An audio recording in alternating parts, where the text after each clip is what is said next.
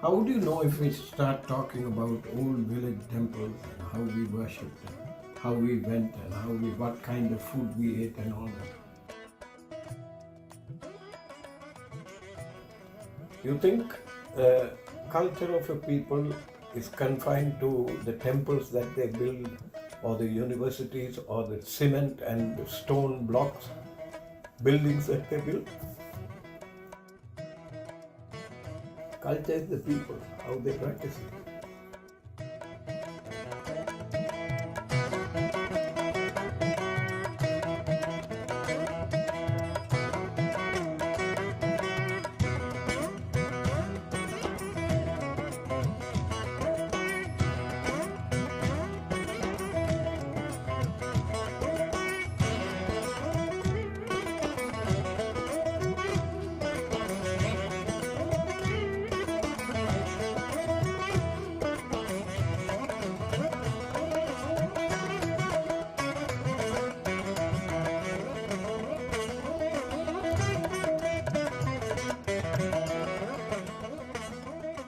So I thought we should start something based on the temple, how the temple is running, so that the young people, whether they are from Sri Lanka or India or Singapore or Holland or Denmark, doesn't matter. They should have an exposure to this thing and understand why.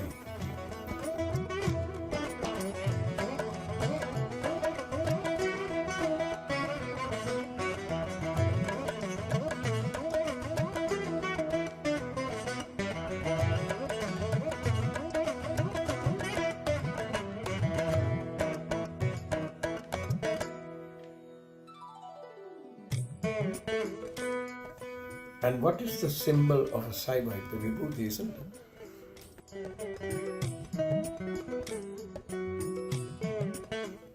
So I called it VSI, Vibhuti Saivite Immersion.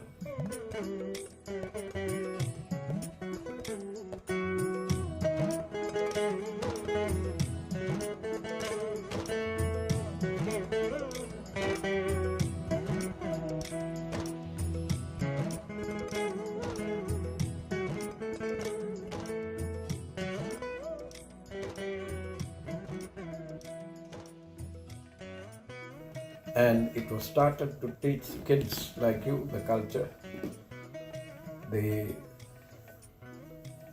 ups and downs of how it is and what the worship is like,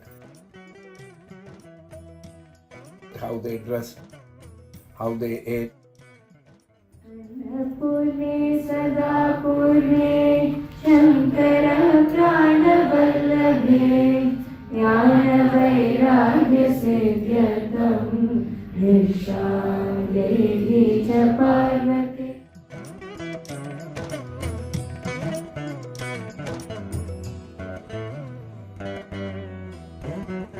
How they sang.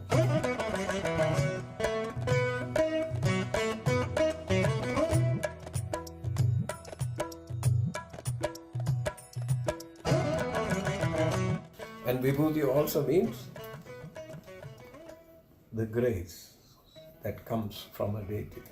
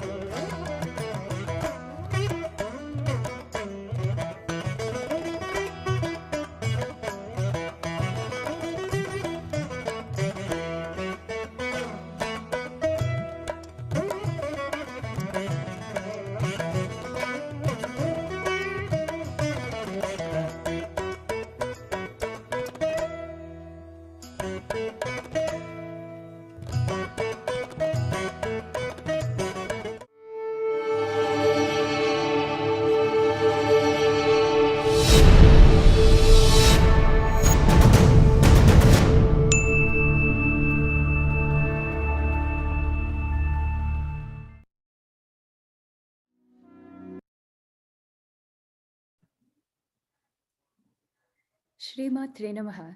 Namaskaram everyone, and welcome back to our Sacred Rites and Rituals of Sanatana Dharma Learning Series, which is a joint presentation by the Sri Vidya Temple Society of Rochester, New York, USA, and Ashtanga Yoga Mandir of Sri Lanka. These lectures are conducted by Sri Chaitanyanandanatha, affectionately known as Ayya. Ayya is the founder and Peethadipati of the Sri Vidya Temple. Both Ayya and Amma, Srimati Nyanamba, have dedicated their lives to the noble mission of preserving and spreading the knowledge of Devi worship and the rich traditions of Saiva Bhakti. VSI, also known as Vibhuti Saiva Immersion, is a 1-week-long overnight program conducted by the Sri Vidya Temple Society on the temple premises for kids aged 10 to 18. The program began back in 2004, and since then, this program continues to grow as it is a platform for younger learners in our community to experience an engaging and immersive learning program for children from all around the world who are interested in learning about our rich traditions. This year, VSI will run from Saturday, July 30th, 2022 to Saturday, August 6th, 2022. Through inspirational and educational classes with Ayya, presentations from guest speakers, and sessions with the counselors, each child is encouraged to find his or her own personal connection with Saiva culture and devotion in a fun-filled setting.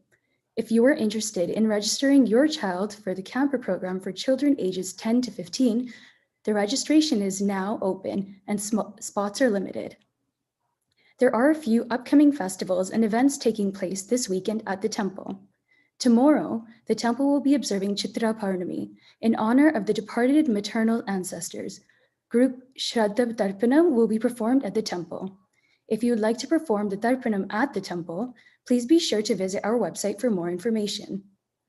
On Sunday, April 17th, the Sri Vidya Temple will be performing a Mahapratingra Homam to start the new year, the Tamil New Year, and to bless all the devotees with divine protection. Everyone who attends will have the chance to offer something directly into the sacred Homa fire. For updates on upcoming festivals and events, please subscribe to our email list. Just a note to all, we will not have our yoga session for today. And for those who are interested in viewing content shared during these sessions, please note that all content being discussed in these sessions will be posted after the conclusion of the respective topic on our webpage. Please use the question form to share any questions you might have pertaining to the content discussed.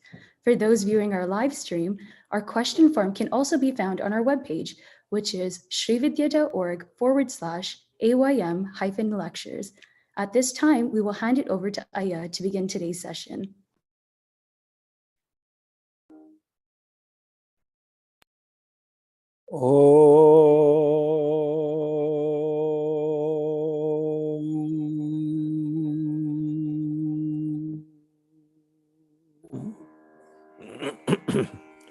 Sri Gurubhyo Namaha. Hamsa Siva Soham Hamsaha Hasakafrem Hasakshamalavarayum Hasaum Sahakshamalavarayim Sahau Swarupa Nirupana Hetave Swagurave Srimati Annapurneshwari Amba Sameda Sri Amritanandanada Saraswati Mahapattaraka Mama Sri Guru Sri Padukam Pujayami Tarpayami Namaham. My humble pranams to my Guruji, Srila Sri Amritanandanada Saraswati of Devipuram, India. I prostrate before him and humbly request that he sit on my open heart lotus and speak through me. Namaskaram, everyone. Over the last few weeks, we have been considering the Pancha Vimsati Murti Dhyana. That means 25 forms of Shiva that are accepted. Remember, these are drawn from the 64 forms of Shiva. So the 25 forms of Shiva, we have come up to the point of Bhikshadana Murti. We talked about Bhikshadana Murti, how he subdued and destroyed the egos of the Tarukavana rishis, a group of rishis who had almost lost everything except following just a few tenets from the Vedas and performing Havan. And they thought this was the end of it. And Swami Shiva decided to teach a lesson to them, and then in the company of Mahavishnu as Mohini, they went there and destroyed their egos. And in the process, Shiva acquired snakes, a tiger skin, an elephant skin, and so many other weapons and all that. We have gone through this before. Now, Bhikshadana Murti is also very closely related to another Murti called Kangala Murti. Kangala Murti, before we go into it, I must remind you that most of these Murtis are intertwined. The stories that go to explain the form of a particular Murti sometimes is common to another one, or it follows from another one. So Kangala Murti, the worship of Kangala Murti is given to a person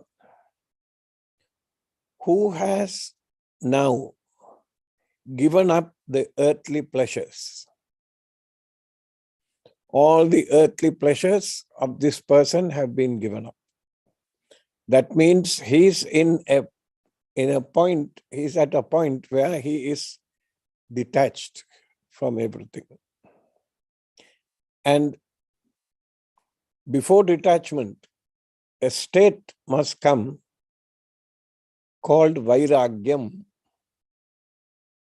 This vairagyam is sometimes referred to as detachment, but if you analyze both of them, there is a slight difference between the two.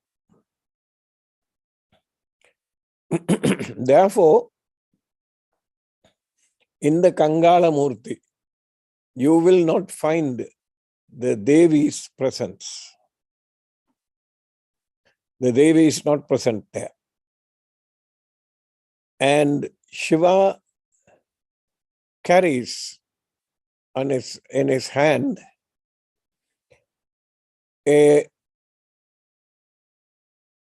weapon that has a story behind it.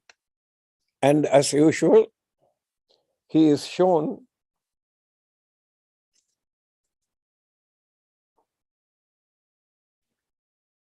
with particular weapons.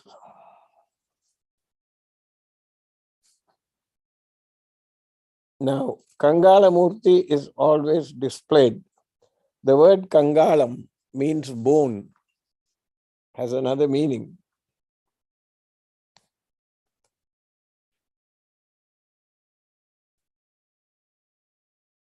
This bone, how it came to be with him. One day in a Shivalayam, a mouse was running around, and after the priests and the devotees and everybody had left, an oil lamp was still lit and burning in the sanctum sanctorium. You will notice that in Shivalayams, mostly in the south, the sanctum is always dark. And only when the Jyoti of the Panchaharati is shown, you will see the Shivalingam. And that's momentary. After some time, that is switched off.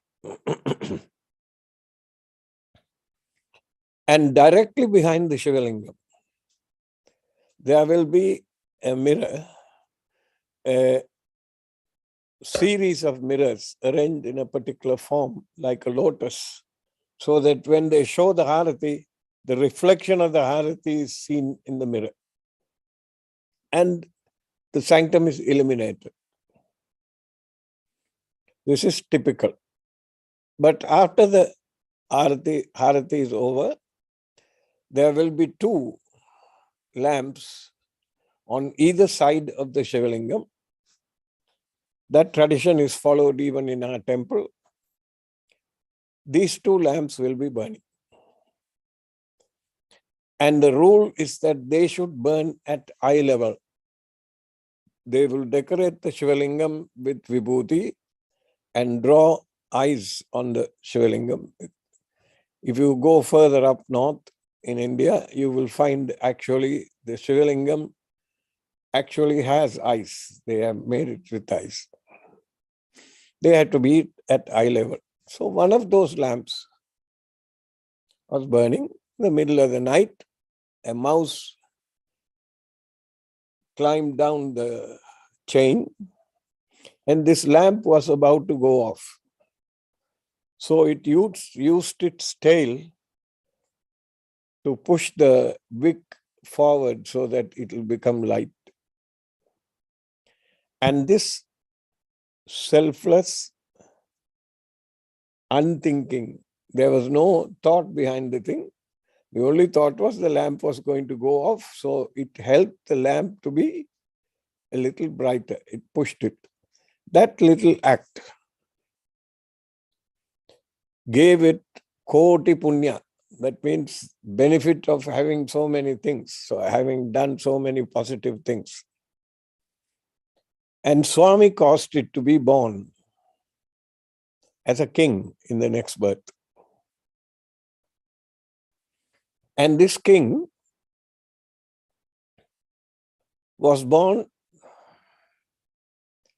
as Mahavili. Later on, he was called Mahabali Chakravarti. He became And he performed very severe penances. And when he performed severe penances, like he was born in the Asura Kulam, he was born as an Asura. This Mahabali Chakravarti performed penances, and Brahma appeared to him, gave him boons, gave him weapons, gave him all those things. And he asked for eternal life. You remember, in the Ramayana, Kumbhakarna wanted Nityavaram. That means to live forever. And knowing what he was going to do, Saraswati went and sat on his tongue and said Nityavaram, which means he would sleep. And he would sleep for months at a time. If he had got Nityavaram, all of us would have been in deep trouble. Anyway, he started to oppress. He destroyed the Devas, their armies, and he did a lot of damage. At this time,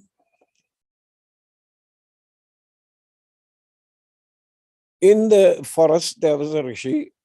His name was Kashyapa Rishi. This Kashyapa Rishi had a wife. She was called Tidhi. And Tidhi was always praying to Lord Vishnu that he should be born to her as a son. And this went on for some time. And at a particular time when the tapas reached a state of fruition, that it was going to be now,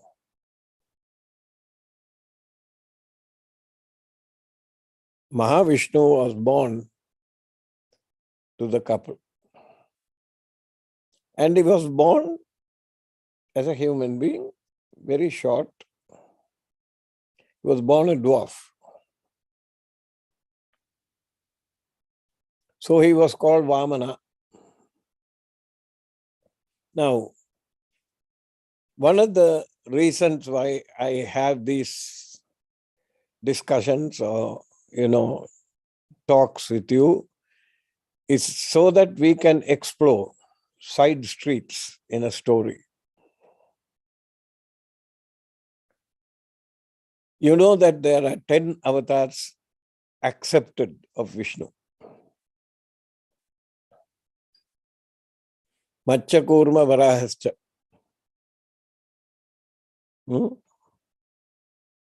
Narasimha Vamana. Rama Rama Rama Buddha Kalki Revacha. Now, several things to note here. Machakurma Varahascha. All of them, all up to Balarama. Please remember, in the original sloka, Krishna is not mentioned as the avatara. Krishna's older brother, Balarama, is the avatar. And up to the 2nd century, 1st century AD, the sloka said, Buddha Kalki Revacha. Gautama Buddha was accepted as a avataram of Shiva, of Mahavishnu. But when originating around Sanchi and Nalanda and other places, the Buddhists started to act in an arrogant manner and they started to oppress the Hindus. So somewhere along the line they removed him. And Krishna was entered, primarily also because Krishna was the chariot driver for Arjuna in the Mahabharata story, and he imparted the Gita. Even to this day, there are scholars that think Gita has completely omitted talking about the Shakti, the Kundalini component in the human body. And they quote Vasishta's Yoga Vasishtam, when Rama was exiled, Rama goes to Vasishta's ashram to get his blessings, and he sits him down and teaches him Yoga Vasishtam. That is Guruji used to tell me that is a more complete document. And it does not omit anything. Anyway, that is one side street. The other side street is all of them, even if you accept Krishna as an avatar, only the Vamana avataram that we are talking about now, only that avataram was Brahmin. All the others were Kshatriyas or animals, or half animal, half human being. So Vamana was born in a Rishi's household. And he is depicted with an umbrella and a stack of Vedas on one. Very educated, of course, he's Mahavishnu's avatar. What do you expect? Now, Mahabali Chakravarti had a gem in his coat. And that gem was Shukra.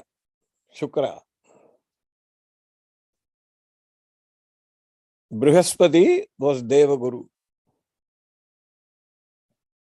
Shukracharya was Asura Guru.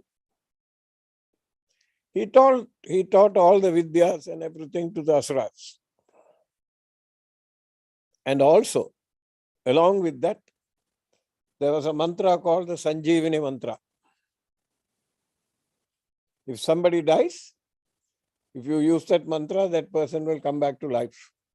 So these Asuras, when they went to war with the Devas, when somebody got killed, they used this mantra and then brought him back. So the Asura Sena was inexhaustible. This is the situation now.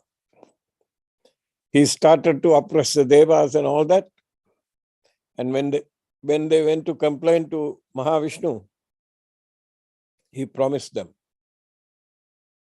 that he will take care of this.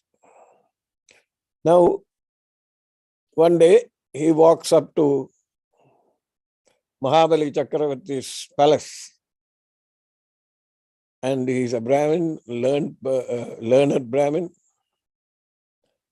Mahabali Chakravarti, for one thing, he was very proficient in doing yajnas and all the spiritual exercises like any asura. When they decide that they want something, they will go after it with proper discipline. Something that cannot be matched by any of the other Varunas. So he goes and tells him, "What can I do for you?" So Vamana tells him, "I want land that will come within 3 feet, 3 steps that I take." And Shukracharya is there in the court. He is desperately trying to signal to Mahabali Chakravarti, don't agree to this. Because he knows that the one that has come is Vishnu and is going to take him. Now, you will notice also, once they decide that they want to give the Asuras, and whether they are on the negative side like Karna also, they will not hesitate. Whatever they have, even if it is the clothes on their back, they'll give. So Shukracharya excuses himself and whispers inside his ears saying, the one who has come is Vishnu, one of the Trimurtis, be careful. Don't agree. But, he being an Asura and of this mindset, he says, no, I will not go back on my word. He says, okay, whatever you want. So when Vishnu says 3 steps, the first step, the earth and Devaloka and Bhuloka and everything goes in that first one. Second step, whatever that is there, the netherworlds goes away. Now there is no room for the third step. And this short one asks him, what will you give me? You have one more step to give me. And Mahabali Chakravarti says, you place your foot on my head. And when he places his foot on his head, he pushes him down to Padala Lokam and beyond. And Mahabali is dead. Now here is this twist in the story. Just like when he killed Hiranyakasipu and drank his blood, because he subdued Mahabali, Vamana became very arrogant. And he turned around and started to oppress mankind and the devas. Now they are at a loss to know what to do. So, when Vishnu comes down and there is trouble, they go to Shiva. And when Shiva does something, they go to Vishnu. Again, they went to Shiva and said, Swami, we wanted Mahabali Chakravarti dead. He has been destroyed. But now Vamana is oppressing everyone. What should we do? And Shiva says, okay, take a, after all, it is his brother-in-law, so he comes. And he tries talking to him. And Vamana is in no mood to listen. He's as arrogant as ever. Now what happens? What do you do? So Swami slays him. He kills him. And he takes his skin and wears it around his waist and pulls his backbone from his body and keeps that as a dand. That is the one that you see on this. Can we go to the first slide where you see Kangala Murthy? That stick-like thing that you see there is Vishnu's backbone. Is the backbone. You see it has got those little knots-like things. That is the thing. Carried it with him. And because Vishnu also is an emanation of the grace of Swami, Yonischa Vaishnavi Shakti, the Devi, by keeping that in his hand, and the devotees who worship him get total and abject vairagya. So this, like I told you, there is no Devi in this Murthi's form. Kangala Murthy. Now he keeps this in his hand all the time. Now there is a temple in the temple town of Sirkali, where Tirinjana Sambandha Murthy Nayanar was born. And if you remember,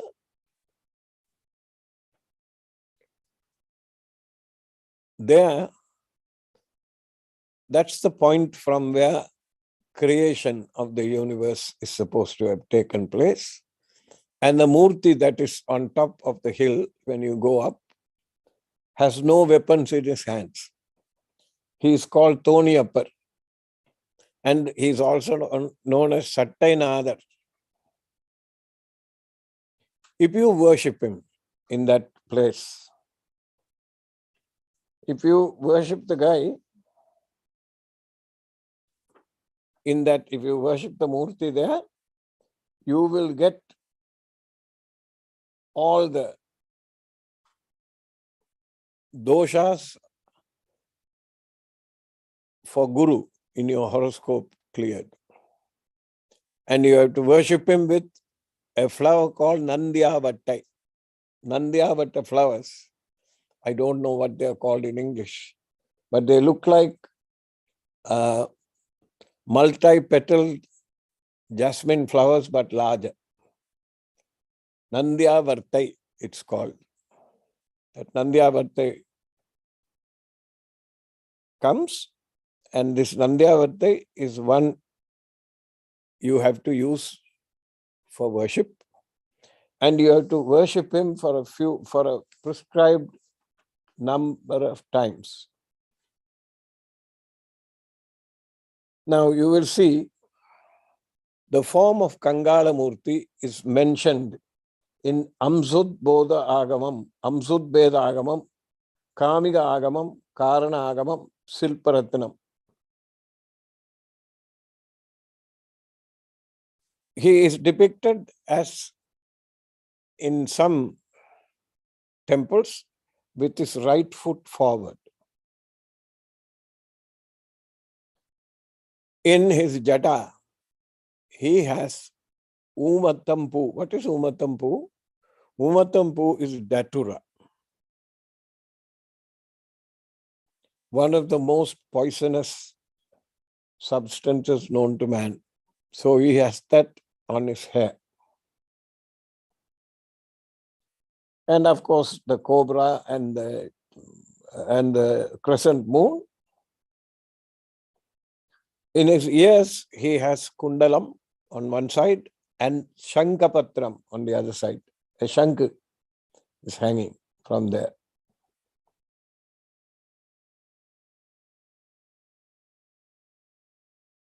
In his waist, he has a tiger skin and a belt like gadget, from where there will be sometimes depicted a sword.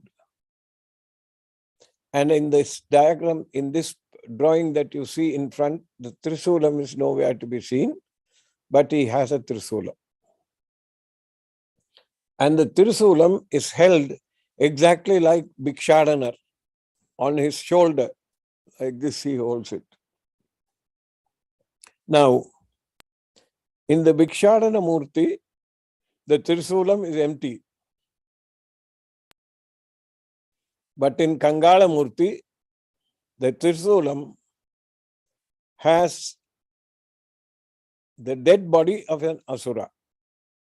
Even that is in this one that is not depicted. I haven't come across an iconic image of this up to this. And he is always depicted with two demons. You will see that in this depiction, on the right hand side, just in front of the lady, there is a demon carrying a tray of food. And on the other side, you will find another demon. And his right hand holds a cluster of grass, and a deer is running after him to take the grass from him. Okay, this Kangala Murti. This, when he carries the Trisulam on his left shoulder like that, it is called a Kangala Dandam.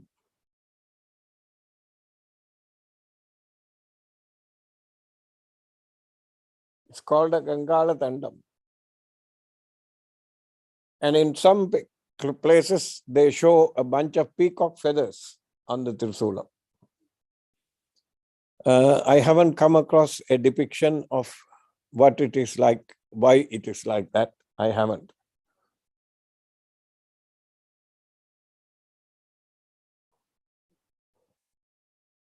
And all over his body, there will be snakes.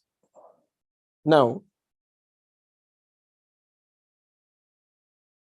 on the Trisulam, I told you there is a body of an Asura. So here comes another story. There was a Andahasuran. One day in Kailash, playfully Devi covered Swami's eyes.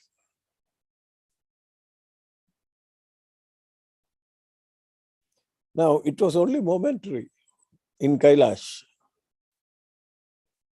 Remember how we talked about the first yuga and the second yuga and the third yuga, how the time is in the first yuga, second yuga, and the third yuga, and the fourth yuga.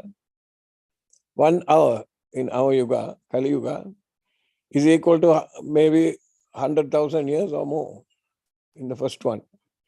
So in Devi's time, a fleeting second would be trillions of years for human beings. So it seems the entire universe became dark. And Srishti, Sthiti, Laya, Tirodhana, Anugraham, everything stopped. And Swami got a shock and he was angry. And the Devi, when she felt that Swami was angry, she was afraid. And from the fear, sweat came out of the Devi's hands. And because it was dark, she had covered Swami's eyes, a being appeared from that sweat. But he had no eyes, he was blind. Andakan. And he came with asuric qualities. And the Devi looked after him. At the same time, remember Hiranyakashipu? Hiranyakashipu was another form of Vishnu that came and destroyed, not Hiranyakashipu, Narasimham. Hiranyakashipu was the Asura who was killed. He had a brother. He was called Hiranyakshan.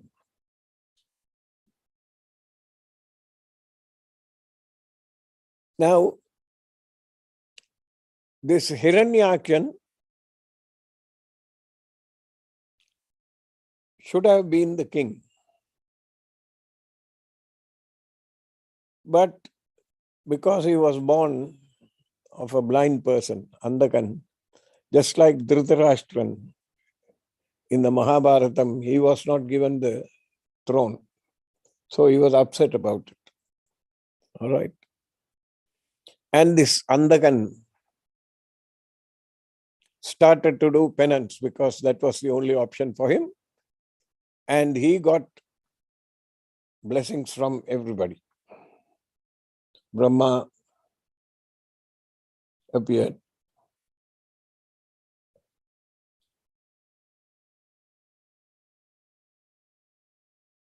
And the boon that he got from Swami was that he should not be killed by anyone.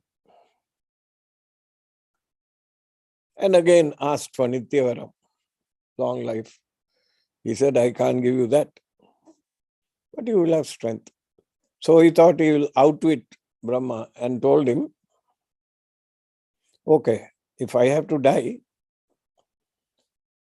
my death has to come at the hands of a woman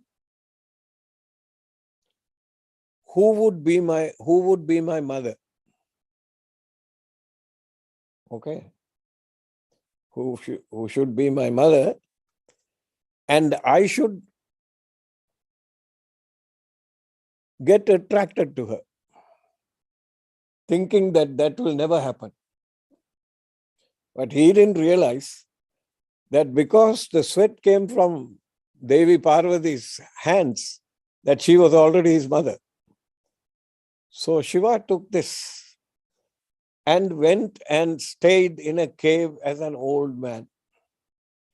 And this fellow said, I want to enjoy everybody on this planet and in Devalokam and all that. So he enjoyed with all the women, all the Devakannikas, all the Rampa, Urvashi, everybody. and on the earth too. And his ministers kept him fed. They kept feeding him where beautiful women were. And he would go there, conquer them, and then bring them. Like this. So one day, one of the ministers came and told him there's an old rishi in a cave. A very young, very beautiful girl is assisting him. So he said, okay, I will go bring him. I will go get her. Not knowing that that was Parvati and that was his mother. That was the terms of his boon. So when he went there, the Devi told him, he didn't know it was the Devi. She told him, you defeat my husband defeat him, this old man, in battle, I'll come with you. And he tried. How can you defeat Swami?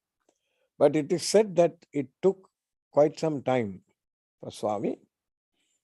And from his body, blood was leaking. Blood was coming out from the Asura. Just like Rakta Bija and all these things that I mentioned, as it fell on the ground, it became another. So what Swami did, created a form in such a way that he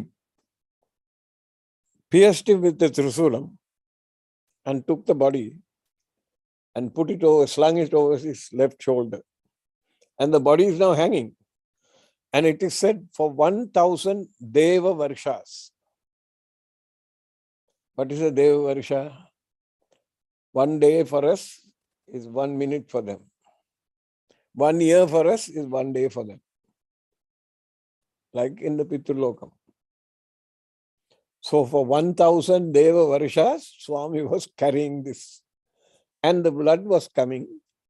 And remember the two demons that are going, one is carrying food, the other one is drinking the blood. So Andakasuran, Andakan is blind, right? Now,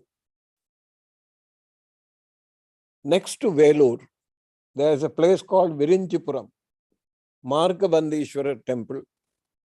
Kangala Murthy is there. Now, anybody who wants to achieve complete detachment from material life, from house, from wife, from children, from grandchildren, from material wealth, everything, is supposed to focus their attention on Kangala Murthy. If they do that, so Kangala Murthy, in this Margabandishwara temple in Virinchipuram, there is a separate shrine for him. Then there is another temple called Susindram, where Indra was sent to do puja and penance to Shiva to get rid of the curse of having cheated Ahalya. So he went there and he used to do the puja in Susindram.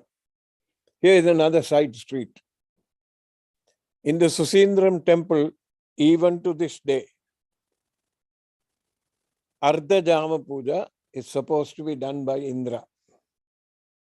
The priest who does the puja last, before the temple is closed, is not allowed to do the morning puja.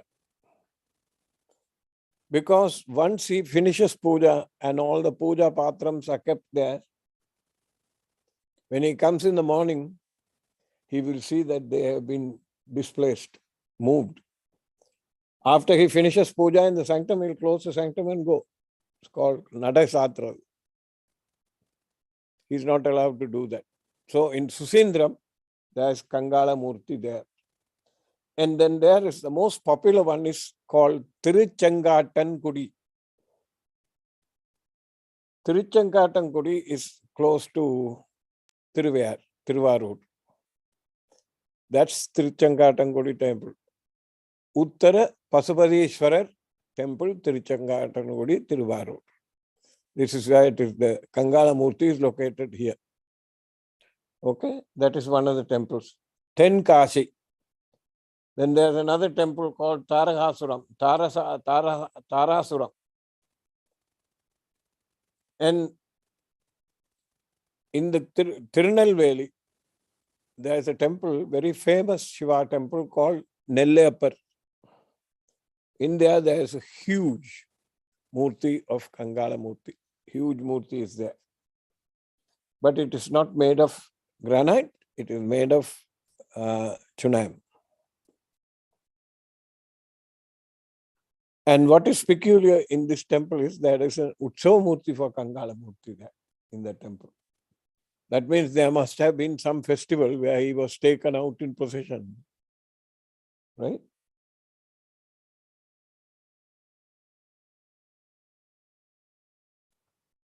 Sira, in some places, the worship must have been very prevalent because the villages themselves are called Kangalapuram, Kangalancheri.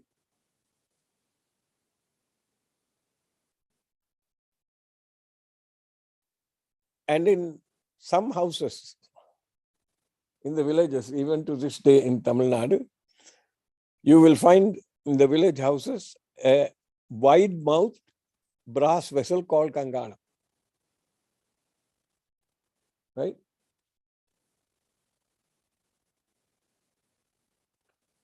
And on the lip of this Kangala Patram, there will be 2 rings.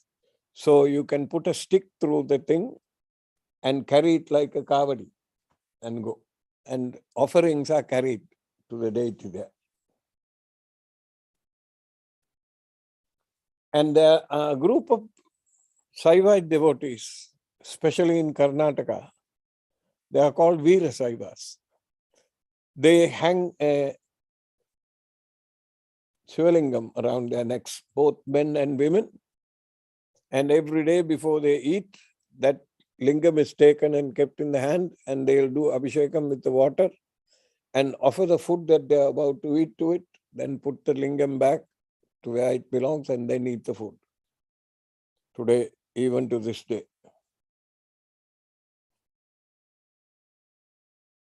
Then, sometimes in this Kangala Patram, this vessel, there is a Shivalingam shown and a Nandi shown. And by and large, in the villages, they don't use it for human consumption or food or anything like that. It is used to carry Naivedyam to the temples. Okay. Now,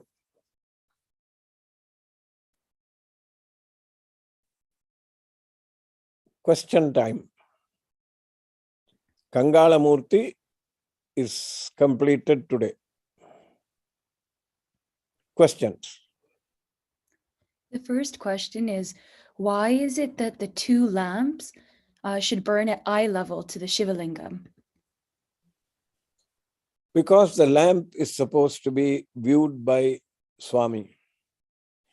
And the lamp behind him depicts the 3rd eye. The 2 lamps should be, now, if it doesn't make much sense when it is a Shivalingam. But imagine Rajarajeswari in our temple. Both flames should be at eye level. And when they do Harati, if you have ever been to Kanchipuram and they do Karpura Harati to the Kanchipuram Murti, from wherever you are seated, you can see the eyes moving, following the lamp like that. Up to this day, you can see that. So maybe they want to eliminate the eyes so that you can see what is happening there. Next question. Is there an esoteric meaning to Kangala Murthy's holding Vishnu's backbone as a dandam, especially given that Vishnu is considered to be Devi and a backbone can represent the Kundalini Shakti? Mm-hmm. And the backbone can represent the Kundalini Shakti. It means that the up and down traverse of the Chit Shakti in the body, which is considered to be Kula Kundalaya, Gaula Marka Tatpara Sevida, Kula Kundalaya, She is the Kundalini. And it shows you that Swami controls the movement, not you. The movement of the upward and downward ascent and descent of the Kundalini Shakti is controlled by Shiva. That's why he's holding it. And they have created a story so that, when you talk about it in terms of a story, you won't forget it. Next question. What does the fire that Dakshina Murthy holds represent? I thought we went through this some time ago. The fire that Dakshinamurti is holding, always it is on the left hand, back hand, and it is burning. The Shivagamas describe it as Bata Mukha Agni. Like some theorists in physics will tell you that in about 2.5 billion years, the thermonuclear reactions that are taking place in a medium-sized, middle-aged star will become accelerated, and the sun will begin to expand. And as it expands, it will consume Mercury, Venus, Earth, Mars, Jupiter. The 5 inner planets will be completely taken in by the sun. That means we will disappear into the sun now. That fire, the Agamas and the Puranas tell you, will appear from the north, wherever you are. So it's called Vatamukha Agni. And that fire originally was one of those things that was sent by the Tarukavana rishis. They sent it to Shiva to burn him. And he quietly took it and held it in his hand. And if you think a little deeper, why can't he hold it in his right hand? The distraction also is for the Devi. That's her hand. Next. What does Dakshinamurti's jata, like his hair, represent? What does Dakshinamurti's jata represent? The jada, each strand of the jada represents a thought structure in your mind. And the grace that comes out of that also should not descend all at once. So when Bhagirath went and did penance to bring the Ganga down, she is from Devalokam. She was a little miffed that, to appease a human being's desire, that she was being sent out. So she came rushing down, and Swami trapped her in his matted locks, and then allowed her to come slowly, peacefully out. Next. Is there a connection between the 8 Nandis around Arunachala and the 8 Nandis that are referred to in Tirumular's Tirumandaram? Yes, there is a connection, because the Nandis around Arunachala are facing the mountain. The mountain is a mountain of fire. Anna Malai, Tiru, divine, exalted. Anna, one that cannot be approached. Tiru, Anna Malai.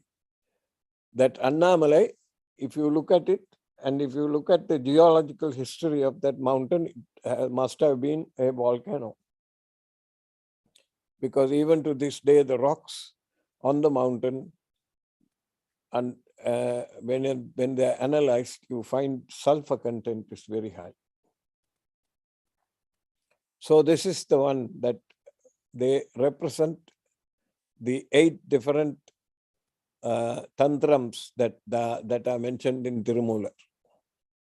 That is another entirely different subject that has to be studied with depth. Some locals have said there are actually 16 nadis around Arunachala. Is there any truth to that? There are many stories about Arunachala. Why 16 nadis? There should be 72,000 nadis. Nandis, 16 Nandis. I'm sorry. Some locals have said there are actually 16 Nandis. Maybe. But what are prominent? Those Nandis that are prominent are only 8. If they are there, they might have been removed. Whoever the locals who have said that there are 16 Nandis, I wish somebody would ask them to take them to Tiruvannamalai and ask them to show where they are. When we did, we found a lady who took us to all the 8 Nandis. Because there were a few of them that were not seen. People had built houses and stores and all that. Some of the Nandis were inside stores. Next. Do all the murtis we're covering fulfill the 7 requirements for a proper murti, such as mantra, yantra, and prabhava? Do all the murtis we are covering fulfill the 7 requirements for proper murti, such as mantra, yantra, prabhava, etc.? Yes, of course. All of these murtis have their own yantras. There are specific mantras for them. They may be permutation combinations of the Shiva Panchaksharam, right? But they will be, all of them have yantra, mantra, and there's prescribed method that you have to worship them. What asana you have to use, all of those are there. So yes, they do fulfill all 7 requirements. Last question. What is the name of Veena Dakshinamurti's Veena? What is the name of Veena Dakshinamurti's Veena? I have no idea. I have not researched it to that depth. It may have a name. For now, just call it a Veena. Namaskaram. We'll see you next week. Thank you, Ayya, for sharing more information about the different forms of Shiva. We're excited to continue learning about the various forms in the upcoming sessions. To access all content from prior sessions, please visit srividya.org/AYM-lectures. Thank you everyone again for joining us for today's session.